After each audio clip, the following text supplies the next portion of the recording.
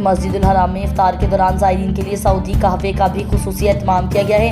Bureau chief اعجاز احمد طاہر اوان کی report. عرب media reports کے مطابق مسجد الحرام میں افطار کے دوران سعودی قہوے کا بھی خصوصی انتظام کیا گیا ہے۔ یہ کام سعودی رضاکار اور مسجد کی انتظامیہ کی طرف سے کیا گیا ہے۔ اس کے علاوہ روزہ افطار کرانے والوں میں مقامی سعودی باشندے بھی شامل ہیں۔ سعودی عرب میں ہر سال 27 مارچ کو گرین انیشیٹو ڈے کے طور پر منایا جائے گا۔ بیورو چیف اعجاز احمد طاہر اوان کی رپورٹ۔ عرب میڈیا رپورٹس کے مطابق سعودی عرب کی کابینہ نے اپنے ایک خصوصی اجلاس میں سعودی عرب میں ہر سال 27 مارچ کو گرین انیشیٹو ڈے منایا جائے گا اور کابینہ نے اس کی باقاعدہ طور پر منظوری دے دی ہے۔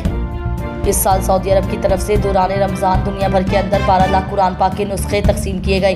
بیورو چیف اعجاز احمد طاہر اوان سے عرب میڈیا رپورٹس کے مطابق اس سال سعودی عرب کی حکومت کی طرف سے دنیا بھر میں 45 ممالک کے لیے 12 لاکھ قرآن پاک کے نسخے بھجوائے گئے۔ یہ قرآن پاک کے نسخے خادم الحرمین شریفین شاہ سلمان بن عبدالعزیز کی طرف سے بھجوائے گئے ہیں۔ اس کے علاوہ قرآن مجید کے 79 مختلف زبانوں میں ترجم بھی بھیجے گئے ہیں۔ یہ دنیا بھر کے مسلم ممالک کے لیے سعودی عرب کی حکومت کی طرف سے خاص تحفہ ہے۔ وزیر اعلیٰ پنجاب مریم نواز شریف کی طرف سے وائلڈ لائف فورس کے قیام کا اعلان۔ بیورو چیف اعجاز احمد طاہر اوان کی رپورٹ۔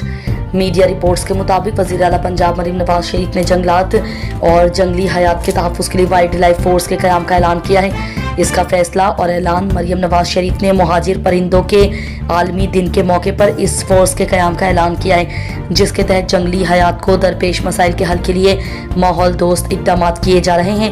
اس فورس کی تشکیل میں خواتین کی شمولیت کو خصوصی اہمیت دی گئی ہے۔ پنجاب وائلڈ لائف فورس میں 22% سے زائد خواتین کی سلیکشن عمل میں آئی ہے اور اس سے قدرتی ماحول کی حفاظت ممکن ہوگی۔